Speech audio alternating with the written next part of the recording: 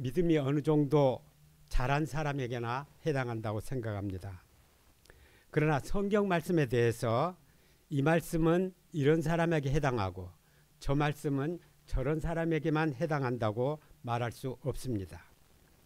성경의 모든 말씀이 내게 주어진 말씀이고 지금 들어야 할 말씀입니다. 저는 말씀을 전파하라는 말씀이 성경을 처음 대하는 사람들에게도 은혜가 되기를 원하는 마음으로 또 새해를 맞아 우리 모두가 우리의 삶에 대해서 다시 생각해 보자는 마음으로 이 메시지를 준비했습니다. 하나님께서 도우시기를 기도드립니다. 기도하겠습니다.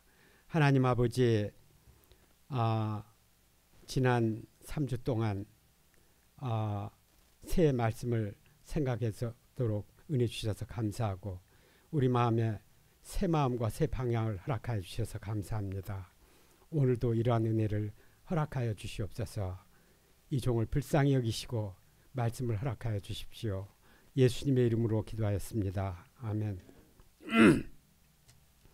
디모데후서는 사도 바울이 그의 수제자요 영적인 아들 디모데에게 보낸 서신입니다. 때는 AD 70년경 기독교에 대한 네로의 박해가 시작될 무렵이었고 사도 바울은 두 번째로 로마 감옥에 수감됩니다. 첫 번 수감되었을 때는 셋집에 거하며 사람들을 만나고 예수님을 가르칠 수 있었지만 두 번째에는 지하 감옥에 갇혀야 했고 또 많은 사람들이 그의 곁을 떠났습니다. 바울은 이미 노년이었고 오늘 말씀 6절에서는 나의 떠날 기약이 가까웠다고 말합니다. 그러니까 이 서신은 대사도의 유언이나 같은 소중한 글입니다. 오늘 말씀은 그 서신 중에서도 맨 마지막, 그러니까 유언 중에 유언이라 할 수 있는 말씀입니다. 1절과 2절을 함께 읽겠습니다. 시작. 하나님 앞과 살아있는 자와 죽은 자를 심판하실 그리스도 앞에서 그가 나타나실 것과 그의 나라를 두고 엄히 명하노니 너는 이 말씀을 전파하라. 때를 얻든지 못 얻든지 항상 힘쓰라. 범사의 오래 참음과 가르침으로 경치해가며 경계하며 권하라. 사도 바울은 너는 말씀을 전파라고 명합니다. 또 5절에서도 너는 전도자의 일을 하며 내 직무를 다하라고 권합니다. 오늘 말씀을 통해서 말씀 전파에 대해서 몇 가지 생각해 보고자 합니다. 첫째, 말씀 전파는 엄중하고도 시급한 일입니다. 사도 바울의 너는 말씀을 전파라는 명령은 학생이니까 공부하고 장사꾼이니까 장사하고 신자니까 말씀을 전파하라는 정도의 상투적인 권면이 아닙니다. 바울은 하나님 앞에서 명령합니다. 하나님은 아담 이래로 죄 아래 있는 인류를 구원하시기 위해서 줄기차게 일하셨고 그것이 하나님의 뜻입니다. 바울은 또 예수님 앞에서 명합니다. 예수님은 승천하시면서 그의 제자들에게 온 천하에 다니며 만민에게 복음을 전파하라. 땅 끝까지 이르러 내 증인이 되리라고 명령하셨습니다. 무엇보다도 예수님은 살아있는 자와 죽은 자를 심판하실 분이십니다. 이제 예수님이 다시 오셔서 그의 나라를 완성하시는데 이때 회개하지 않는 죄인들은 심판에 처해집니다. 소위 사나이들이 가슴을 팡팡 치면서 한 번 죽지 두 번 죽냐 하고 겁없이 삽니다. 그러나 사람은 한 번 죽는 게 아닙니다. 히브리서 9장 27절입니다. 한 번 죽는 것은 사람에게 정하신 것이요 그 후에는 심판이 있으리니. 또 계시록 21장 8절입니다. 그러나 두려워하는 자들과 믿지 아니하는 자들과 흉악한 자들과 살인한 자들과 음행하는 자들과 점술가들과 우상숭배자들과 거짓말하는 모든 자들은 불과 유황으로 타는 못에 던져지리니 이것이 둘째 사망이니라. 둘째 사망이 실제로 죽음은 아닙니다. 구원받은 사람들이 그의 나라에서 영원히 사는 것처럼 심판받고 둘째 사망에 처한 사람들은 지옥에서 영원히 살아야 합니다. 10년, 100년도 아니고 1000년, 만년도 아니고 영원히 지옥 불못에서 살아가야 합니다. 예수님께서 말씀하셨습니다. 거기에는 구더기도 죽지 않고 불도 꺼지지 아니하니라. 이 세상에서 구더기는 햇볕에만 나와도 죽습니다. 그러나 지옥에서는 그렇게 뜨거운데도 그렇게 열기에 약한 구더기조차 죽지 않습니다. 세상에서는 아무리 고통스러워도 살고자 발버둥치는데 지옥에서는 얼마나 고통스러우면 죽고자 발버둥치겠습니까? 그러나 그렇게 죽고자 발버둥쳐도 죽지 못합니다. 지독한 고통입니다. 예수님께서 다시 오셔서 심판하시는 그날, 그 지독하고도 영원한 고통에 처할 영혼들을 생각하며 사도 바울은 절박한 심정으로 명령합니다. 너는 말씀을 전파하라. 그런데 왜 말씀을 전파해야 됩니까? 같은 서신의 3장 15절부터 17절을 읽어드리겠습니다. 또 어려서부터 성경을 알았나니 성경은 능히 너로 하여금 그리스도 예수 안에 있는 믿음으로 말미암아 구원에 이르는 지혜가 있게 하느니라. 모든 성경은 하나님의 감동으로 된 것으로 교훈과 책망과 바르게 함과 의로 고익하기에 유익하니 이는 하나님의 사람으로 온전하게 하며 모든 선한 일을 행할 능력을 갖추게 함이라. 우리 앞에 죽음이 있고 또 심판이 있지만 심판은 어디까지나 이 세상에서의 삶에 의해 결정됩니다. 그래서 이 세상의 삶이 중요한 것입니다. 그런데 성경이 우리의 삶을 바르게 하고 의롭게 하고 온전하게 합니다. 모든 성경은 하나님의 감동으로 되었습니다. 성경이 하나님에 의해서 기록된 책이요, 또 성경을 받아들일 때 하나님의 영, 곧 성령께서 우리를 도와주신다는 뜻입니다. 그래서 성경은 우리를 바르고 의롭고 완전하게 하며 또 거기서 벗어날 때는 그것을 깨닫고 회개하도록 도와줍니다. 믿음으로 구원에 이르는 길을 가르쳐 줍니다. 한마디로 성경은 구원의 지혜가 있게 하는 책입니다. 성경은 또 우리로 다시 오실 예수님을 맞을 준비를 하도록 도와줍니다. 예를 들어 계시록 8장에는 심판의 날이 오기 전에 땅과 바다와 강과 하늘의 3분의 1이 오염 내지 파괴되리라는 계시가 나옵니다. 인류가 생태계의 파괴와 기후변화가 지구의 종말 내지 인류의 소멸을 가져올 것이라는 위기의식을 갖게 된 게 언제부터였을까요? 인터넷에 찾아봤는데 언제부터는 모르겠는데 아마 100년은 못 되었을 것입니다. 또 위기의식을 갖는다고 해도 인간의 무한 탐욕으로 인한 자원 낭비 등에 대해서만 지적합니다. 그러나 성경은 2000년 전에 그런 일이 있을 것을 계시했으며 그것은 최후 심판의 날이라는 징조요, 그날이 오기 전에 하나님 앞에 회개한다는 것을 경고하고 있습니다. 그래서 우리가 말씀을 전파해야 합니다.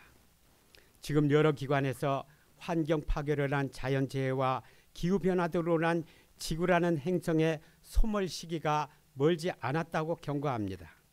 그러나 우리는 그것뿐만 아니라 그것이 말세의 징조라고, 그 다음에는 심판이 있고 그 다음에는 지옥의 형벌이 있고, 그래서 지금 하나님 앞에 나와야 된다고, 죽어서는 회개자초할 수 없다고 가르쳐 주어야만 합니다. 말씀 전파는 그렇게 엄중하고 시급합니다. 일기예보를 담당하는 분들은 예보에도 불구하고 대비를 하지 않아 피해를 입는 사람들이 늘 안타깝다고 합니다. 예보를 했는데 말이야. 그러나 피해가 어디 그들의 책임이겠습니까? 전적으로 예보를 듣지 않거나 듣고도 대비하지 않는 사람들의 책임입니다. 우리는 말씀을 전파하며 심판을 예보해야 합니다. 받아들이건 받아들이지 않건 그것은 우리의 책임이 아닙니다. 너는 말씀을 전파하라는 말씀에서 전파하라는 말씀의 뜻이 선포하라는 뜻이라고 아브라함 목사님이 가르쳐 줬습니다. 사람들이 듣든지 듣지 않든지 우리가 할 일은 말씀을 선포하는 일입니다. 듣지 않으니까, 그래서 열매도 없고 전할 맛도 나지 않으니까 전파하지 않겠다. 이것은 전도자의 직무유기입니다. 말씀이 사람으로 온전하게 하며 또 심판의 날을 준비하게 해줍니다. 그러므로 너는 말씀을 전파하라는 메시지를 들을 때 그 엄중하고도 시급한 말씀이 내게 전파된 것을 먼저 깊이 감사해야 합니다. 동시에 심판을 앞둔 세상에 대해서 위기의식과 안타까운 마음으로 말씀을 전파하고 다녀야 하겠습니다. 하나님께서 우리를 말씀 전파조로 써주시기를 간절히 기도드립니다.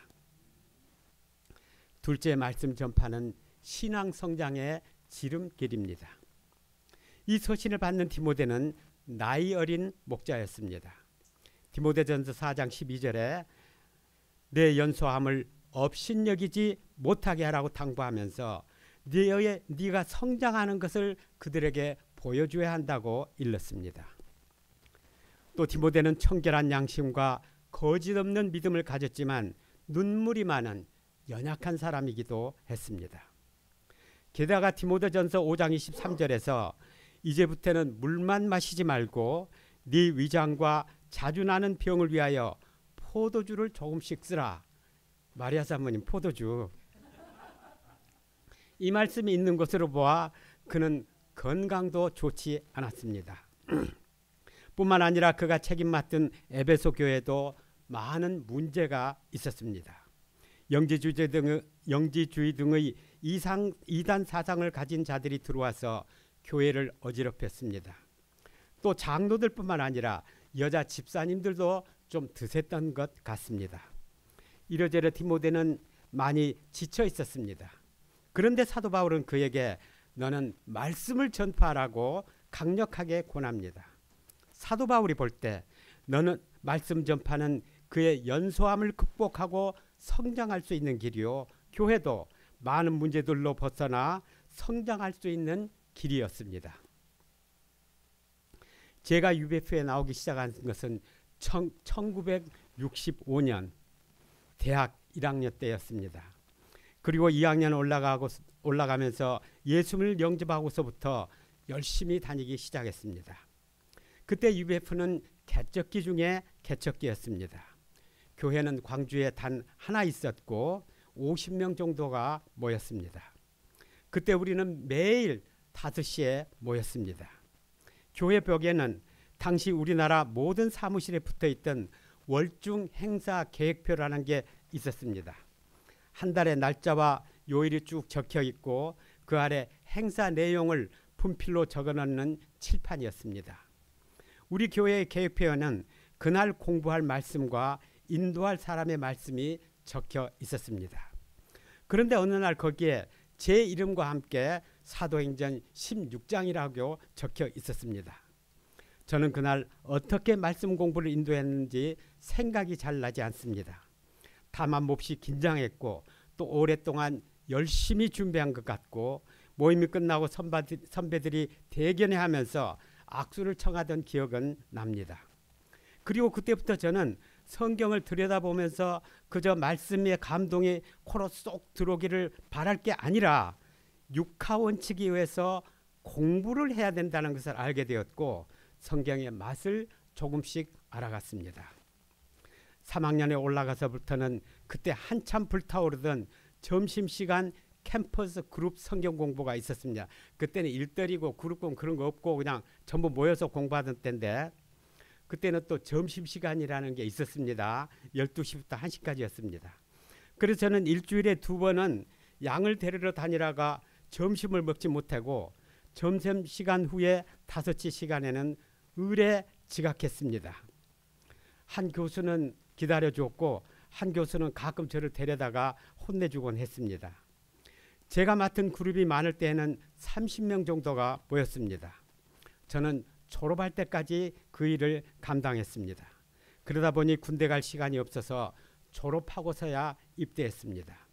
저는 이렇게 개척기 때 사람이 적을 때 교회에 나왔기 때문에 처음부터 양들을 쫓아다니고 스스로 말씀을 공부하고 전파해야 됐습니다. 그 덕분에 저는 비교적 빨리 성장할 수 있었고 또 건강한 신앙을 배울 수 있었는데 저는 이것을 평생 큰 복으로 여기고 있습니다. 또 UBF 교회가 하나님께 쓰임받는 교회로 성장할 수 있었던 것도 처음부터 말씀 전파에 힘썼기 때문입니다. UBF 교회가 모두 그러했지만 제가 제 책임의 교회를 개척할 때도 2학년만 되면 성경 선생이 되고 목자가 되도록 지도했습니다. 물론 그 뜻대로 되는 사람은 많지 않았습니다. 그러나 처음부터 말씀을 전파하면서 자란 사람들은 책임감과 리더십, 사람들을 이해하는 마음과 섬기는 자세를 갖게 되고 그것이 그들의 인격의 밑거름이 되는 것을 보았습니다. 그래서 그들이 직장에서도 훌륭한 리더가 되고 좋은 아버지, 좋은 어머니가 되는 것을 보았습니다. 그러나 이런 자세가 없는 사람들은 양치라도 양도 안 치고 성경 공부도 안 하고 이런 사람들은 의심이 많고 불평이 많고 또 못하는 것이 많습니다. 뭘 좀 부탁하면 못해. 그래서 모태 신자가 되는 것도 보았습니다. 사도 바울은 연소하고 연약한 그리고 많은 교회 문제로 지쳐있는 디모데에게 명령했습니다. 너는 말씀을 전파하라. 좀 쉬어라 하지 않았습니다. 말씀을 전파라고 했습니다. 말씀 전파는 오래된 신자가 아니라 어린 신자들에게 실은 중요한 말씀입니다. 우리 교회 세 분의 주니어 목자들이 지난 성탄절과 새 메시지를 맡은 것을 감사합니다. 이들이 메시지일 뿐만 아니라 믿음이나 삶에서 많이 성장한 것을 봅니다. 이들이 계속 말씀 전파자요 목자로 자람으로써 건강한 믿음의 사람들로 자라고 학생의 형제 자매님들로 이런 자세와 꿈을 가질 수 있기를 기도드립니다. 셋째, 말씀 전파를 위해서는 모든 힘과 모든 방법을 다해야 합니다. 2절을 다시 읽겠습니다. 시작. 너는 말씀을 전파하라. 때를 얻든지 못 얻든지 항상 힘쓰라. 범사의 오래 참음과 가르침으로 경책하며 경계하며 권하라. 내가 말씀을 먹을 때는 꿀같이 답니다. 그러나 그 말씀을 행하려 하면 달지만은 않습니다. 그리고 그 말씀을 다른 사람에게 전파하려면 말씀은 쓰디 쓸 뿐만 아니라 배가 아프기까지 합니다. 말씀 공부는 달지만 말씀 전파는 씁니다. 그래서 우리는 이왕이면 좋은 시기에 좋은 조건에서 좋은 사람에게 말씀을 전파하고자 합니다. 그러나 좋은 때, 좋은 조건, 좋은 사람은 없습니다. 우리가 7, 80년대에는 학생들이 몰려들어서 성경학교로도 할라치면 발 디딜 틈이 없었다는 전설 같은 얘기를 듣곤 합니다. 전설이 아니라 사실이었습니다. 그러나 그때라고 해서 말씀 전파가 쉬운 것은 아니었습니다. 우리는 그때 봄학기 초에는 신입생들이 대학생활에 너무 호기심이 많으니까 좀 기다렸다가 호기심이 좀 없어진 다음에 말씀 전파하는 것이 좋겠다고 생각하곤 했습니다. 그러나 조금 기다리다 보면 그들의 마음은 이미 대학의 재미가 자리 잡아서 말씀에는 관심도 없어집니다. 그래서 조금 더 기다리다 보면 중간 시험이 오고 기말 시험이 오고 그리고 여름방학이 되고 다들 시골로 흩어져 버립니다.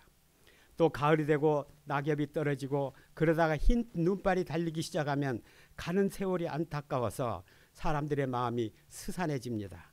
그래서 성경 공부 잘하면 놀다가 그때서야 학과 공부해야 된다고 다들 완악해집니다. 어느 계절이고 말씀 전파하기 좋은 호 시절은 없습니다.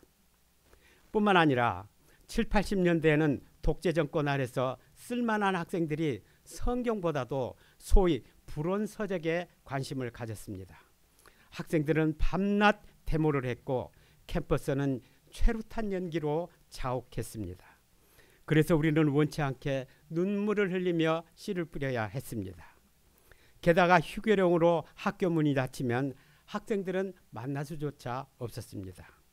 그리고 데모 열풍이 사라지니 소위 국뽕이라는 분위기로 돌아서서 캠퍼스는 쾌락적이고 자기중심적인 분위기로 변하고 더욱 말씀에 관심이 없어졌습니다.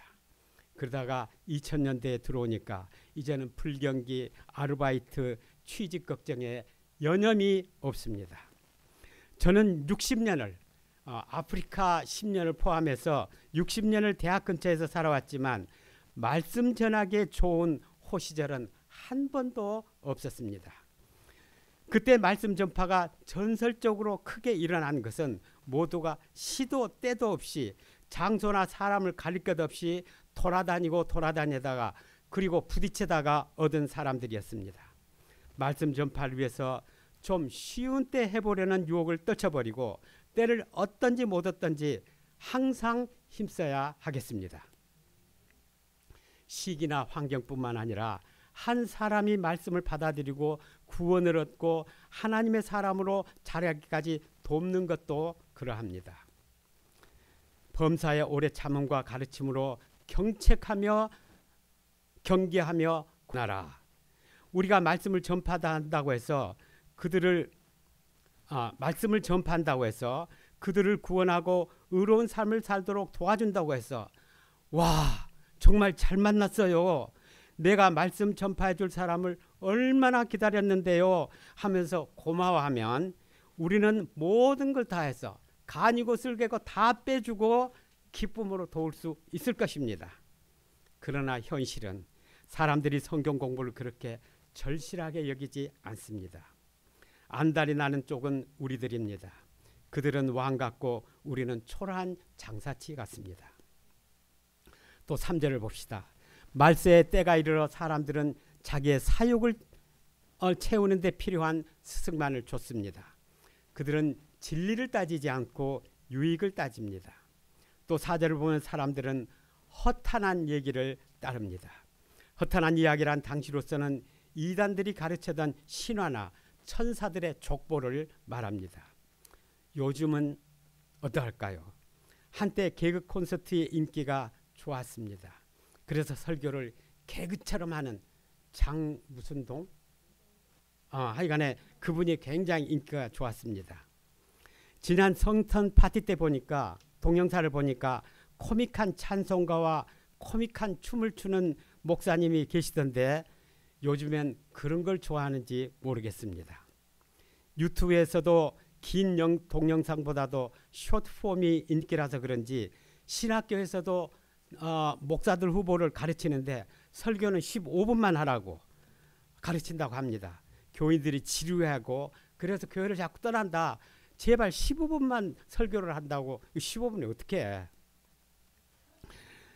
이런 사람들을 섬기려면 화도 나고 속도 탑니다. 그러니 어떻게 해야 됩니까?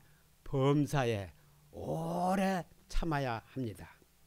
오늘날 MZ세대, MG세대 그리고 새로 태어난 이 Z까지 다 써버려서 그 다음에는 무슨 세대라고 할까 궁금했는데 알파 세대래요. 2010년대 이후에는 알파 세대라고 그럽니다. 그냥 그 어머니 뱃속에서부터 휴대전화를 갖고 태어난 세대라고 그럽니다. 이 세대는 끝없이 기다리는 것밖에는 방법이 없는 것 같습니다. 뭐 오래 참아서 그들이 말씀을 영접하았냐 항담했냐 오래 참은들 어떻겠습니까? 그러나 오래 참아서만 되는 게 아닙니다. 때로는 그들이 뼈저리게 회개하도록 경책해야 합니다. 또를 짓기 전에 먼저 이제 목자들은 눈빛을 보면 알거든요. 저같이 목자를 몇십 년 해보면요 얼굴 보면 다 알아. 경계해야 됩니다. 또 경책하고 경계만 하다 보면 용기를 잃거나 절망할 수 있으니 때로는 위로하며 권하고 또 그것도 밥까지 사줘가면서 해야 됩니다. 한마디로 여러 모양으로 도와야 됩니다. 별짓을 다 해야 됩니다. 한 사람을 구원하기 위해 몸부림쳐야 합니다. 제가 섬기던 남산 유부협회의 전설 중에 하나입니다. 한 목자가 그의 양을 여름 수양에 데려가야 되겠는데 양이 말을 듣지 않았습니다. 수양의 장소로 가는 버스가 떠난 뒤 목자는 최후로 한 번 더 시도해야 되겠다고 작정하고 택시를 타고 그의 집으로 갔습니다. 그는 택시를 기다려달라 부탁하고는 양의 집에 전화를 했습니다. 양은 목자가 집 앞에서 전화한다는데 나오지 않을 수가 없었습니다. 그런데 양이 나오자 목자는 갑자기 그의 멱살을 잡고는 억지로 택시를 태워서 수양의 장소로 데려갔습니다. 그때 그 부엄마나 양이 납치당했다고 경찰서에 신고라도 하면 그 목자는 물론이고 책임자인 저까지도 큰일 날 일이었고 수양에도 망칠 판이었습니다. 그런데 하나님이 도우셨습니다. 그 양은 수양을 통해 예수님을 영접했고 그의 어머니는 자기 아들 수양에 끌고 가서 감사하다면서 우리 교회의 후원자가 되었습니다. 지금 그 목자는 캐나다 선교사이고 양은 미국 선교사입니다.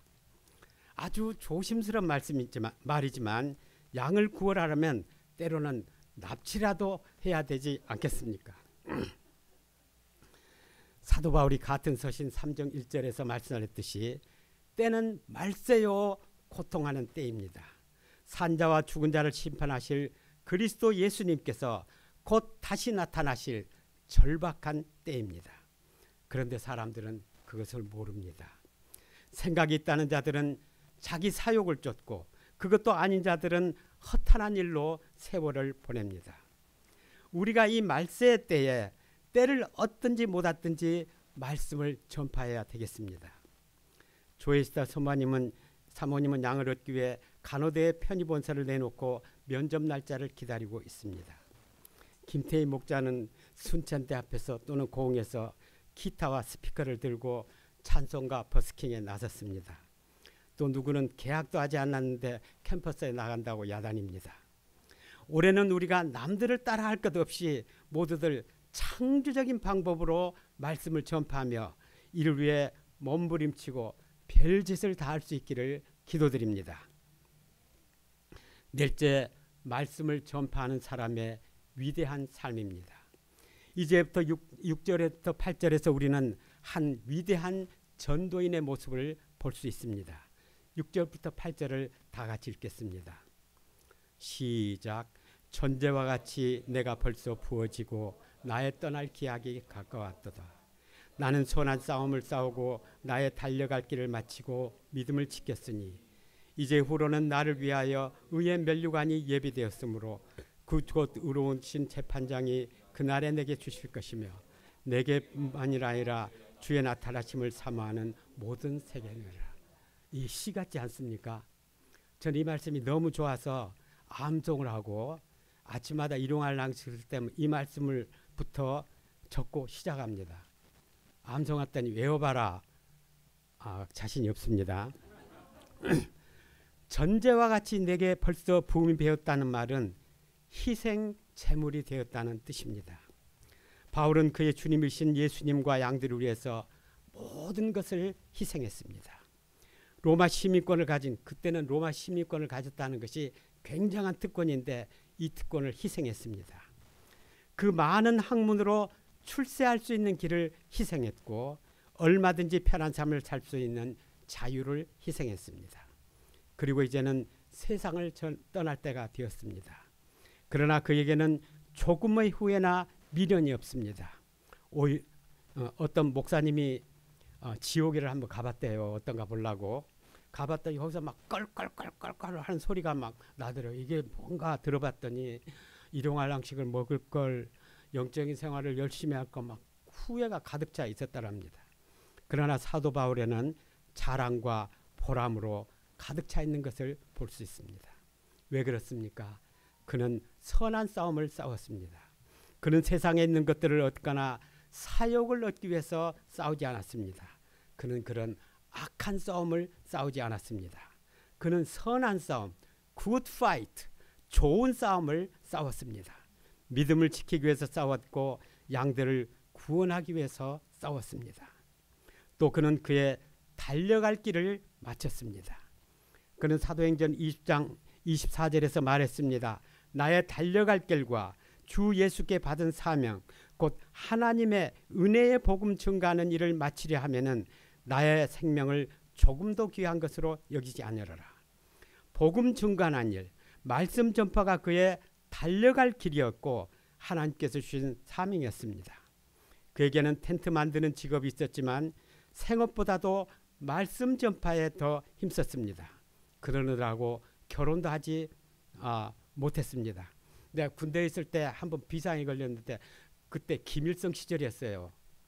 김일성 알아요? 김일성이 서울에 와서 환갑잔치를 하겠다고 그러는 거야. 막 군대가 막 뒤집어졌어요. 막 완전 군장해가지고 우리는 막 빵카로 막 들어가고 야단이 났는데 그때 나 이제 죽었구나 그러는데 제일 억울한 게 결혼을 못한 거야.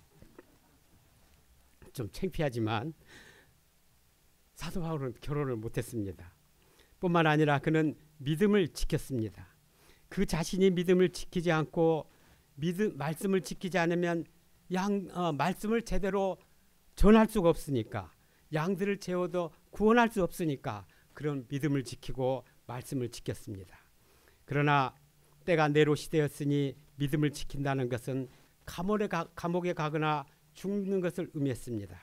그러나 그는 그 많은 어려움에도 불구하고 구주요 목자이신 예수님을 사랑했고 충성을 다했습니다. 이제 그는 자기에게 의의 면류관이 예배된 것을 확신하고 있습니다. 그는 세상 떠날 때가 왔다는 것을 알지만 지금 죽는 게 아니었습니다. 그 힘들고 치열했던 싸움을 마치고 이제는 승리의 면류관을 받기 위해 우리 주님이 계신 하나님 나라로 개선하는 것이었습니다. 전도인으로 살았던 그의 삶에는 슬픔이나 후회나 미련보다도 자랑과 보람과 영광으로 가득했습니다. 전도인은 이 세상의 보상을 바라지 않습니다. 이 세상 어떤 것도 그를 충분히 보상해 줄 수 없기 때문입니다. 그는 오직 그를 부르신 주님께 주신 면류관을 얻으려 합니다. 세상의 이익과 영광을 위해 말씀을 전파하면 말씀을 제대로 전할 수 없으며 양들을 구원할 수 없습니다. 우리가 순수한 전도인으로 살면 하늘나라에 개선하는 그날 주님께서 우리에게도 승리의 면류관을 씌워주실 것을 믿습니다. 맺는 말, 우리가 할 수 있는 대로 말씀을 전파하고자 합니다. 그러나 우리가 전파하는 말씀을 들으려 하는 사람이 없습니다. 양이 없습니다. 너는 말씀을 전파하는 메시지가 그래서 부담스럽습니다. 그러니 어떻게 해야 될까요? 우리가 우리 자신에게 말씀을 전파합시다. 우리가 먼저 그 말씀을 받아들이고 순종하면 우리가 바르고 의로우며 성숙하고 건강한 하나님의 사람들이 되고 또 좋은 영향력을 갖게 될 것입니다. 그리고 사람들이 듣든지 아니 듣든지 말씀을 전파합시다. 그러다 보면 어느 날 학교에서 만난 한 사람이 아주 큰 어려움을 당할 때 우리가 생각나고 그 말씀이 생각나서 어느 교회를 찾아갈지도 모릅니다. 또는 우리를 향해 눈살 찌푸리고 지나가던 그 누군가가 황혼에 접어들어 허망하고 허망해서 그리고 그때 예수 믿는 사람들은 풍기는 게 뭔가 달랐던 게 생각나서 말씀 가르쳐 줄 사람을 찾을지도 모릅니다. 우리가 양이 있든지 없든지 전도자로 살아갈 수 있기를 간절히 기도드립니다. 너는 말씀을 전파하라. 때를 어떤 든지 뭐든지 항상 힘쓰라. 아멘. 기도하겠습니다. 하나님 아버지, 이 절박한 때 그 귀한 말씀을 우리에게 전파하셔서 구원에 이르게 하신 것을 감사합니다. 우리가 또한 말씀 전파다가 되게 도와주십시오. 올해 말씀 전파가 되기 위해서 몸부림치는 한 해가 될 수 있도록 도와주시옵소서. 예수님의 이름으로 기도하였습니다. 아멘.